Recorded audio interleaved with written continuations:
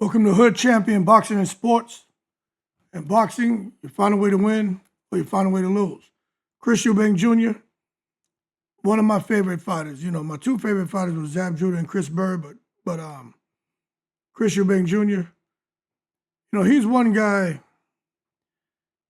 I don't know him personally, but I always felt a bit of a connection to Chris Eubank Jr., man. Just his story, how he moves, watching him, his brothers, I know he has a sister, stepping up when, you know, the unfortunate happened to his brother, man.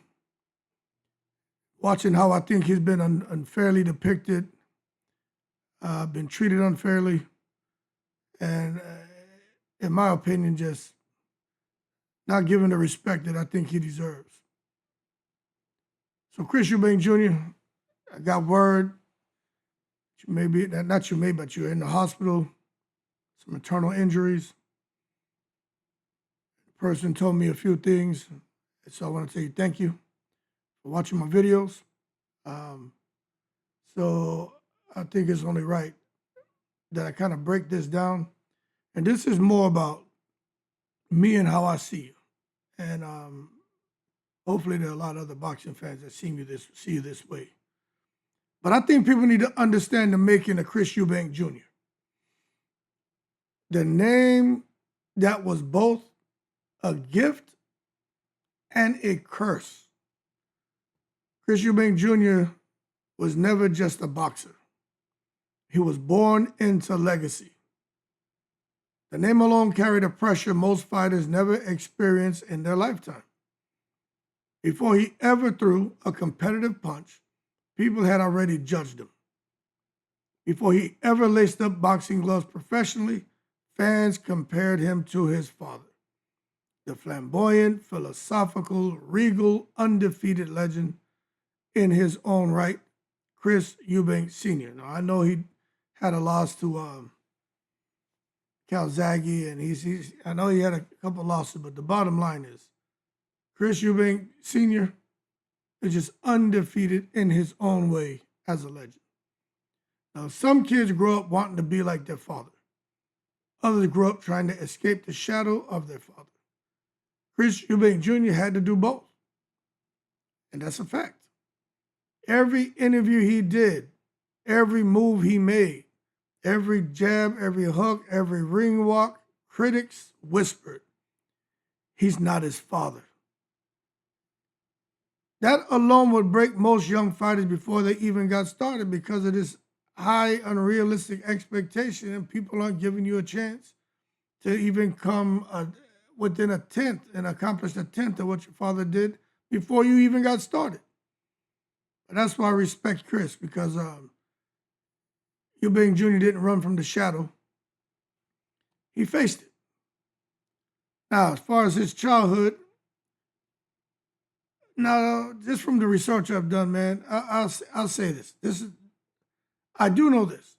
When Eubank Sr. made the decision to send his son to America for schooling, he was planting the seeds of independence. I just, from listening to the interviews, that's what I took from that. You know, Chris was raised in Brighton, ended up out there, I believe, in Vegas. He was gone a few years away from his family, training alone, learning discipline the hard way. He wasn't a privileged kid in the gym. He was grinding, sparring grown men, learning how to defend himself in environments where nobody cared that his last name was Eubank. That experience forged a young man who doesn't make excuses, doesn't show weakness, doesn't run from adversity, and doesn't quit. And all that did was create within Chris Eubank Jr. a fighting spirit, this type of fire to be great. Now, you got to understand,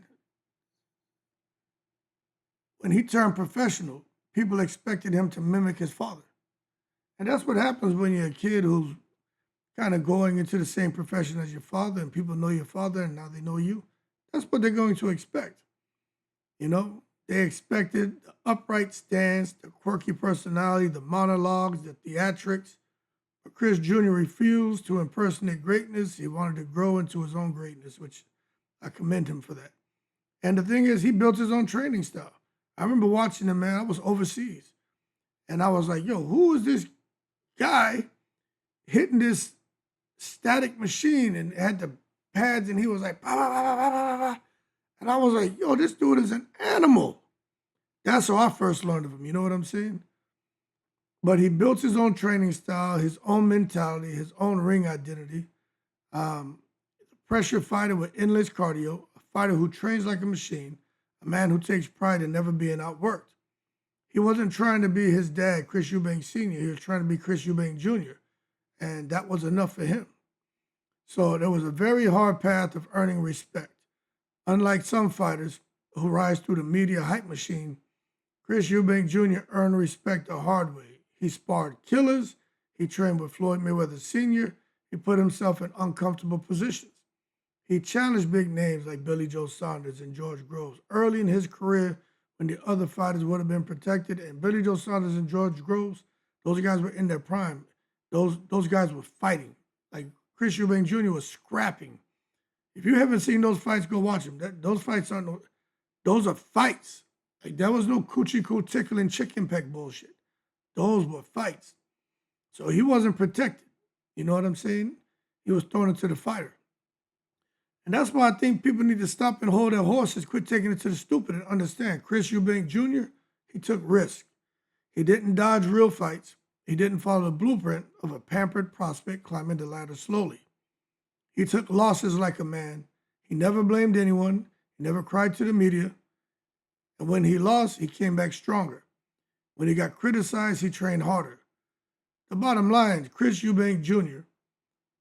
built his entire reputation on grit, not gimmicks. And for that, he deserves a whole lot of respect. But at the same time, we got to understand the family, tragedy, and the responsibility, you know what I'm saying, that he has to deal with. Now, he had to step into the role of a brother, father figure, and protector, man. His brother, Sebastian Eubank, passed away tragically. It was very unfortunate, very unexpected, and it's just a sad situation, man. And the entire world mourned with the Eubank family. Sebastian wasn't just Chris' brother. He was his reflection, a young man who carried the same confidence, the same kindness, same work ethic. And a lot of people talk about Sebastian, talk about how they say he was the cool one. I saw the interviews and people talking about him. They spoke very highly of him. Now, the death of a sibling changes the wiring of a human being. It forces maturity, it forces introspection, it forces responsibility. Chris became a father figure to Sebastian's son, stepping up without saying a word, without boasting about it online, without making it a publicity stunt. He took on responsibility, real responsibility, but he did it silently. And real responsibility changes the man forever. But you know what's interesting is, you know, Eubank Jr. is just, when I sit back and watch him, he seems to be like a boy who grew into a man through a lot of pain. You know what I'm saying? Eubank Jr. didn't fold under tragedy. He strengthened. The public didn't see the tears, the private pain, or the emotional burden, but they saw a fighter return to the ring with a new sense of purpose, a deeper maturity, acquired the strength. Life didn't spare Chris Jr. from hardship. It hardened him into a leader. And that's something that I think people, they just see him and his stoicism. He doesn't look vulnerable. He doesn't make excuses. But away from the scenes, and I can understand not wanting to show people your vulnerabilities, but if people saw a little bit of that, then maybe people would receive him, I would think, more warmly, instead of just wanting to criticize him and poke him in the eyeball. But at the same time, I think he managed everything that happened with the things that caused him pain. I think he's managed that quite well because he's kept that away from the public.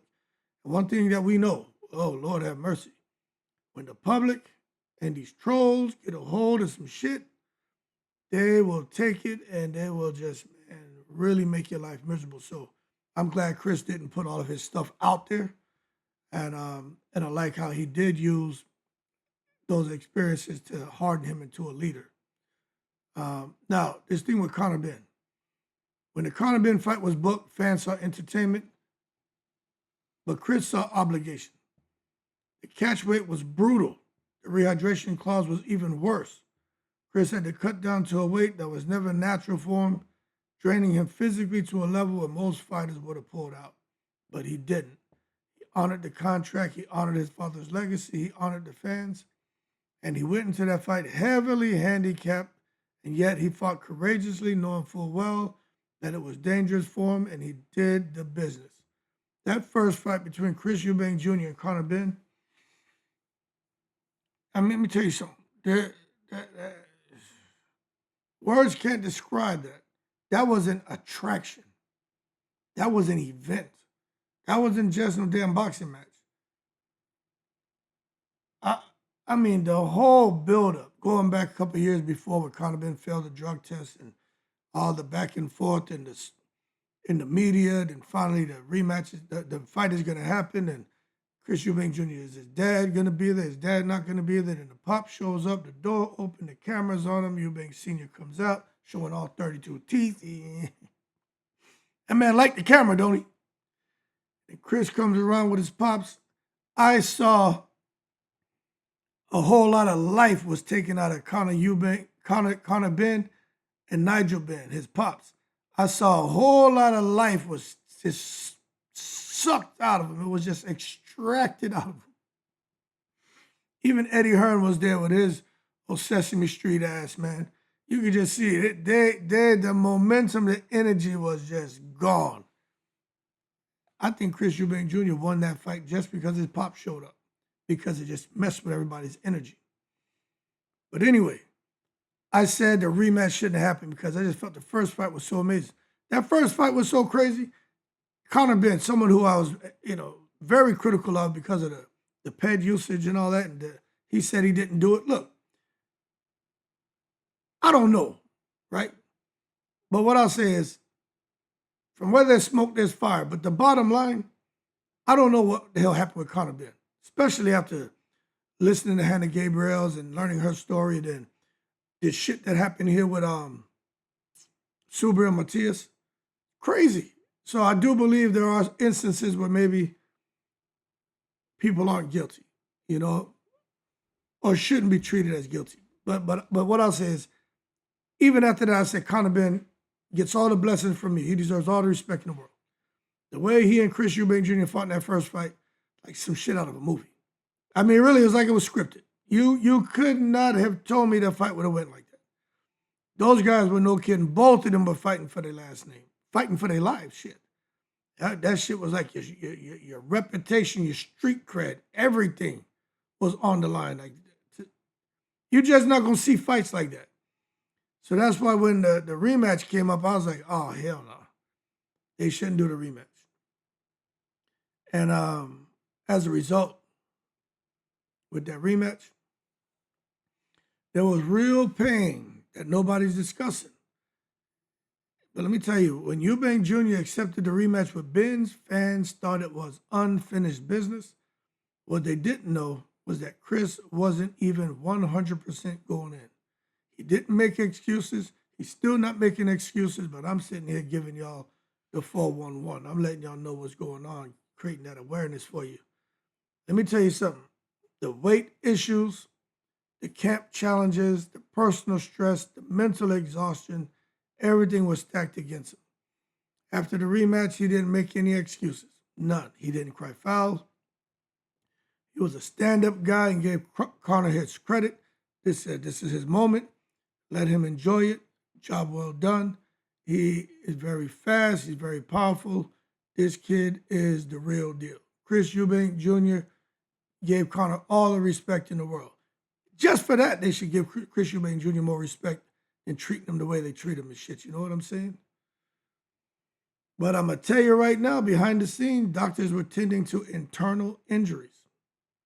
Now, the kind of damage fighters don't come back from quickly. The kind of damage fans only hear about years later. The kind of damage that reminds the world that boxing is not a sport, it's a sacrifice.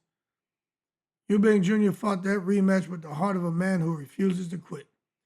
Even when his body was screaming at him, even when his health was deteriorating, even when the outcome could have ended his career, he gave everything and he asked for nothing.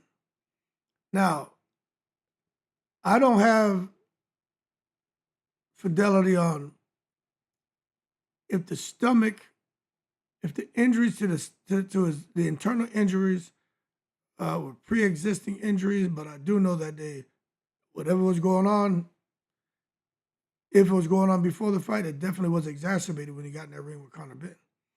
Because that was a very brutal fight. Conor Benn was firing on all cylinders.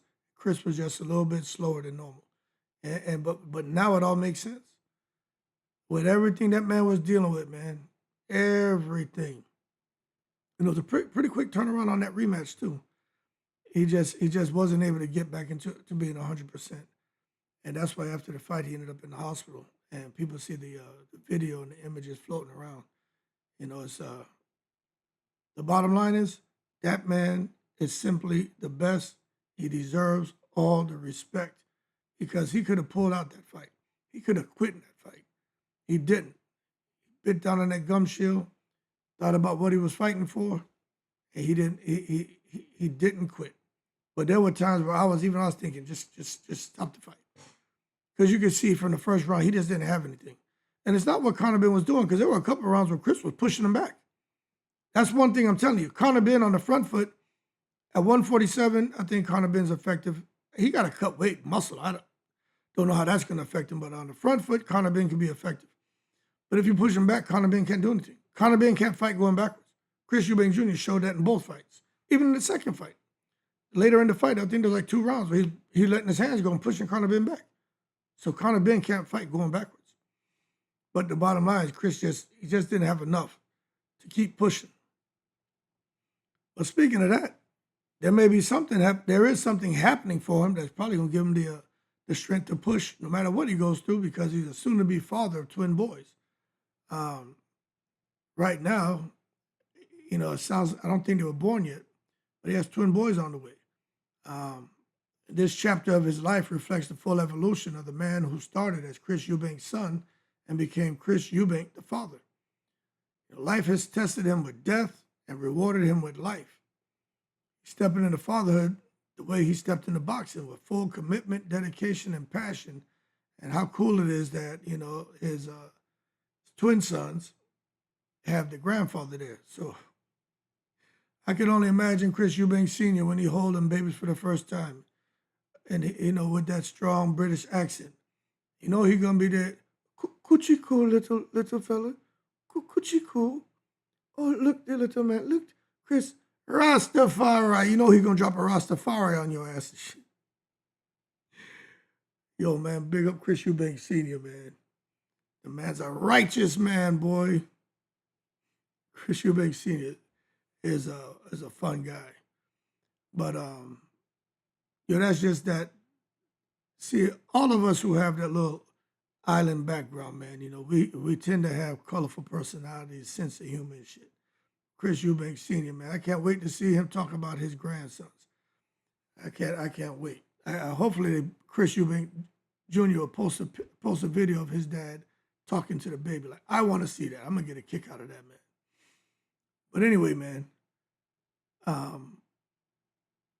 I think he's a misunderstood warrior. You know what I mean? I do think it. People judge Chris Eubank Jr. based on aesthetics.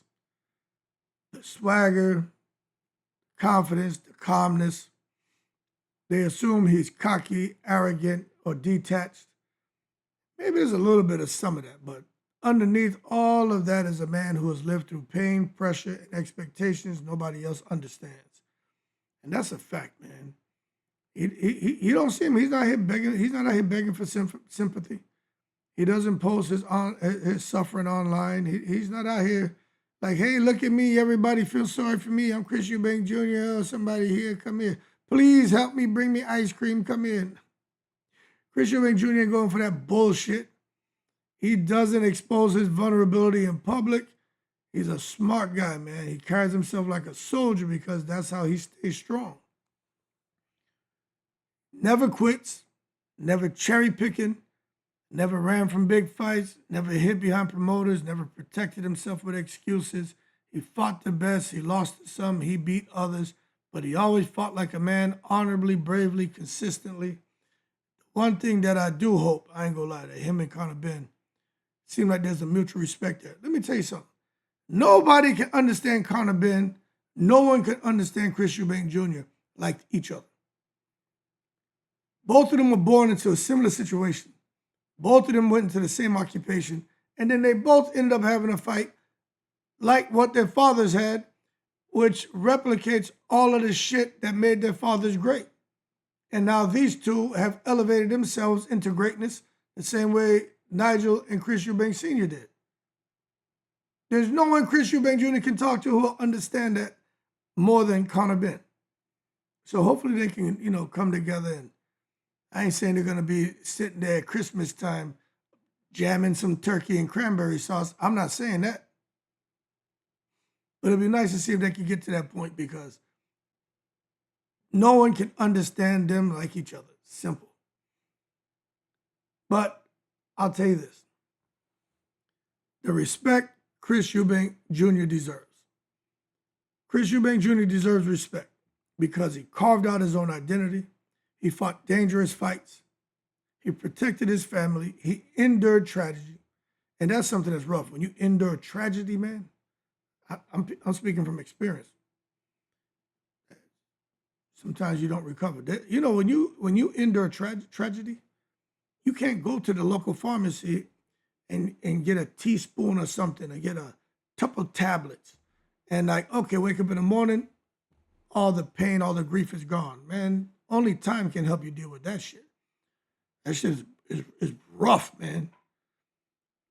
But he refused to break. He kept moving forward, fought Conor Benn twice under terrible conditions, ended up hospitalized, still made no excuses, stepping into fatherhood with pride. Let me tell you something. That is character. That is strength. That is legacy. A champion in spirit, heart, and humanity.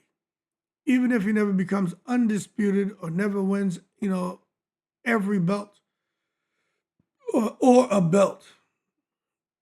Because not really sure what the future holds for him. One thing for sure is he says he wants to make sure he's 100% healthy if he even gets back in the ring. But moreover, Chris Eubank Jr.'s story is bigger than titles. His heart is bigger than hype, and his legacy is bigger than wins and losses. He proved that a man can stand tall through pressure. He proved that you can rise above a shadow. He proved that respect is earned, not inherited. He proved that a fighter is more than punches. A fighter is a person. Chris Eubank Jr. is a man who deserves his flowers right now, not later. He survived expectations, he survived tragedy, and survived brutal fights, and he survived the critics who did not take it easy on him. And today, he stands as a warrior, a brother, soon-to-be father, a man who's earned the respect of anyone who understands what real strength looks like. And one thing for sure, he's earned a fan in me. So Chris Eubank Jr., this video's for you, champ. I'm gonna post it to your Twitter page, and I think I can send it to Instagram too, but people need to put more respect on your name, man. They need to put more respect on your name. So, since they won't do it, I'm gonna do it for them. Keep cool, all right? In the breeze.